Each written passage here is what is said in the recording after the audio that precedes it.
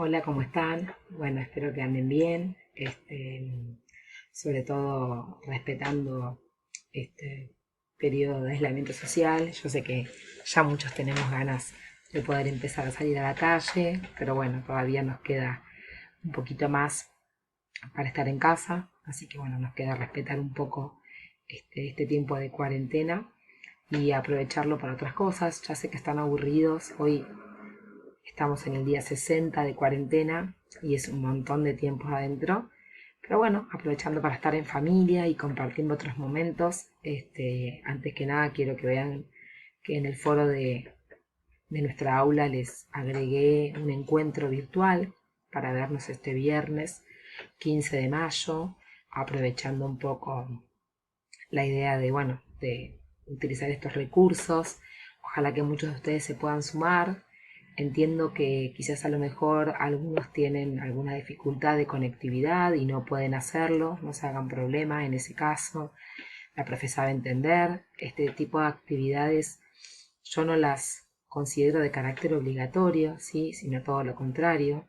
Se podrán sumar a ellas aquellos alumnos que tengan la posibilidad y los que no pueden hacerlo no se hagan ningún problema, que la profe lo sabe entender y obviamente bueno, podemos comunicarnos de otra manera, ¿sí? Total, cuando ustedes me escriben en la mensajería, yo intento contestarles lo antes posible. A veces sepan que si me hacen alguna pregunta, quizás los días de fines de semana, yo por ahí a veces no entro, ¿sí? Porque también trato de los fines de semana descansar o hacer otras cosas.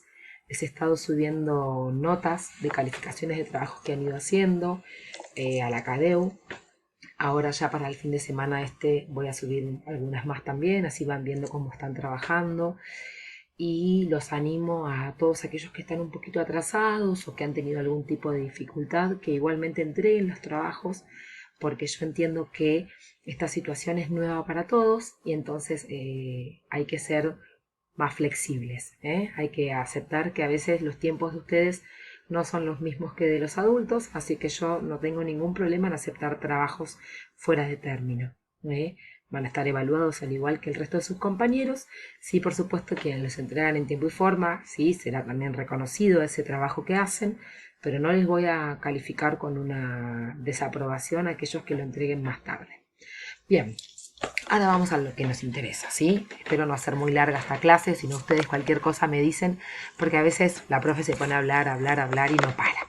Pero bueno, voy a intentar hacer lo más acotado posible porque hoy quiero explicar dos temas, ¿sí? Recuerden que yo les había comentado que la etapa feudal era un contenido que, si bien nosotros lo estamos viendo, pertenece a ciencias sociales de primer año. No es un tema que deberíamos ver en segundo, pero a veces, bueno, como son muchos los temas que ustedes ven en primer año, también se atrasa mucho ese tema y esto hace que a veces no lleguen los profes a dar todos los temas correspondientes. A mí también me pasa en segundo año, no es que a mí no me pasa. Y estuvimos viendo cuáles eran esas características de la sociedad feudal, ¿no? Cómo era la Edad Media en ese momento, cuál era la base de esa economía, que era el campo, la relación entre los señores feudales y los campesinos. Bueno, todo ese concepto que estuvimos viendo, todos esos términos que estuvimos trabajando en la clase anterior, hoy lo que vamos a hacer es darle de alguna manera un fin, ¿sí?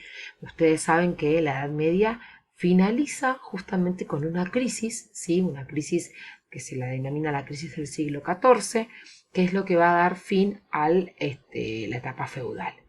A principios del siglo XIV aparecieron manifestaciones de lo que sería la crisis estructural, o sea, había una estructura que entra en crisis del sistema económico vigente, que era el feudalismo, ¿sí?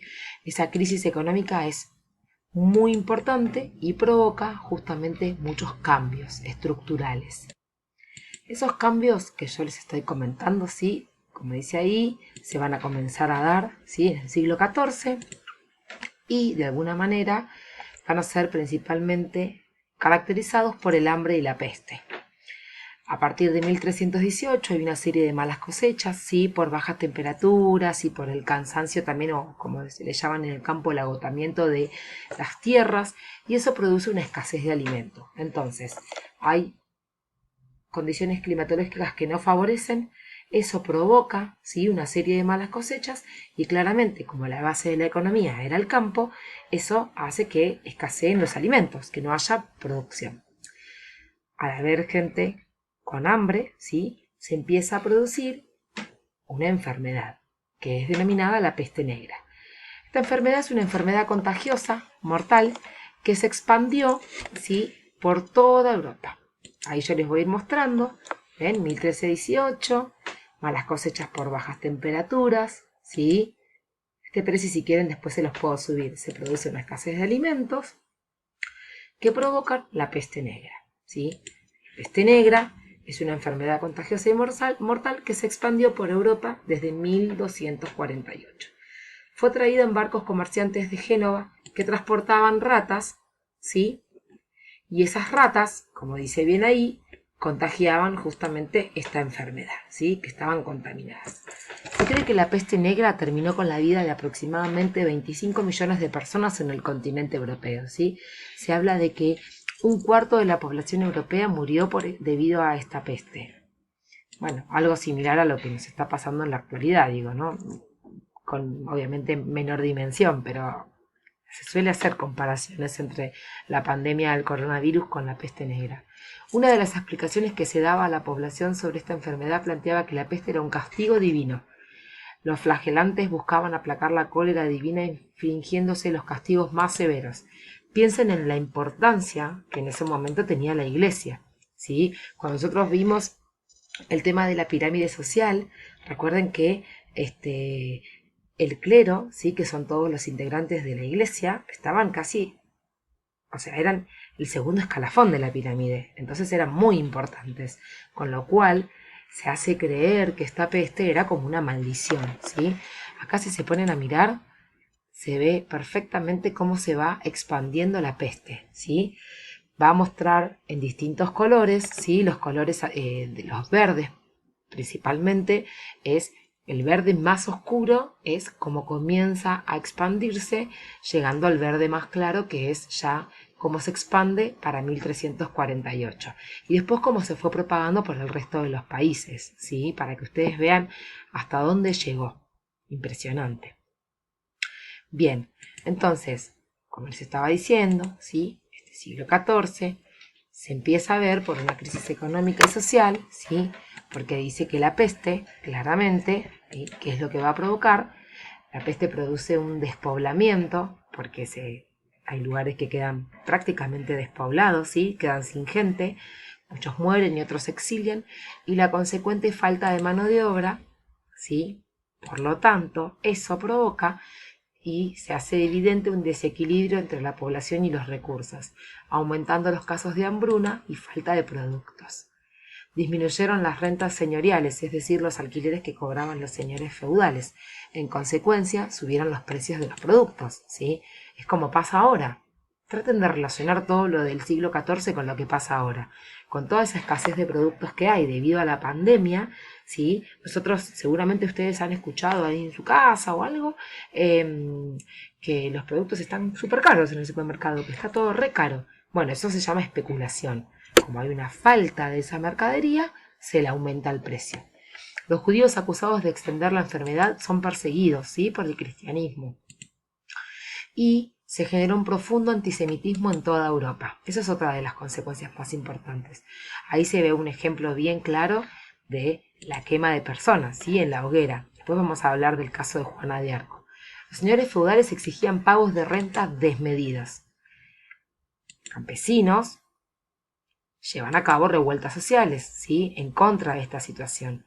La falta de productos para el comercio provoca también en la parte de los urbanos, ¿sí?, la parte urbana de las ciudades, revueltas sociales. Aumenta la miseria en esos campesinos, la pobreza, debido a la poca producción generada por el agotamiento de los suelos y la escasez de la mano de obra. Faltaba gente, había muchos que habían muerto. Bien, esta crisis del siglo XIV genera también, se da, mejor dicho, en el contexto de lo que nosotros conocemos como la Guerra de los 100 años. La Guerra de los 100 años fue un conflicto entre Francia e Inglaterra, ¿sí? Se desarrolla principalmente en Francia, pero es contra Inglaterra también, que va a ser su contrincante. El uso del arco largo permitió a Inglaterra triunfar en la batalla de Crécy, el primer gran combate entre ambas naciones. Provocó una gran destrucción y disminución de la población en ambos países, como todas las guerras. Se buscaba provocar el mayor daño posible al enemigo. Esto profundiza claramente, ¿no?, la crisis económica de la que yo les estaba hablando en el siglo XIV. Las aldeas francesas fueron saqueadas, se invirtió en artillería para los combates. Personas fuera de la ley y soldados desertores se negaron a pagar impuestos. Los señores feudales se vieron fuertemente debilitados por esta situación, ¿sí?, y los reyes se fortalecieron y las monarquías se consolidaron aún más.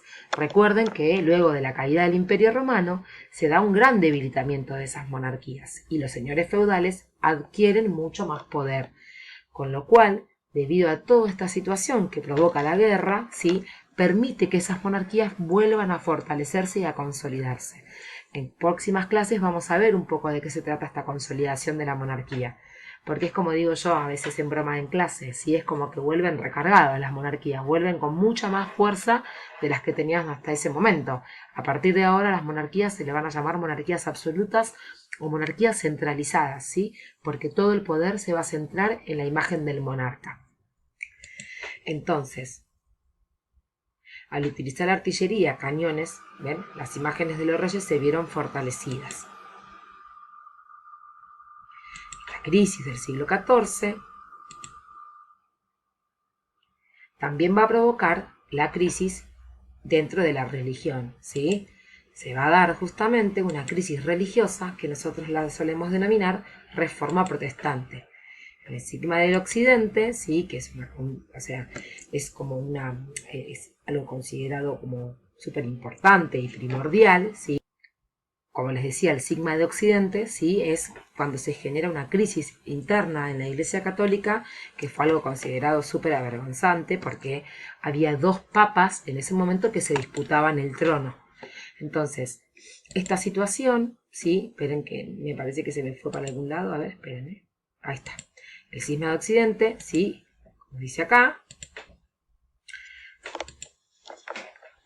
sucedió a comienzos del siglo XIV, dos papas se enfrentaron, ¿sí?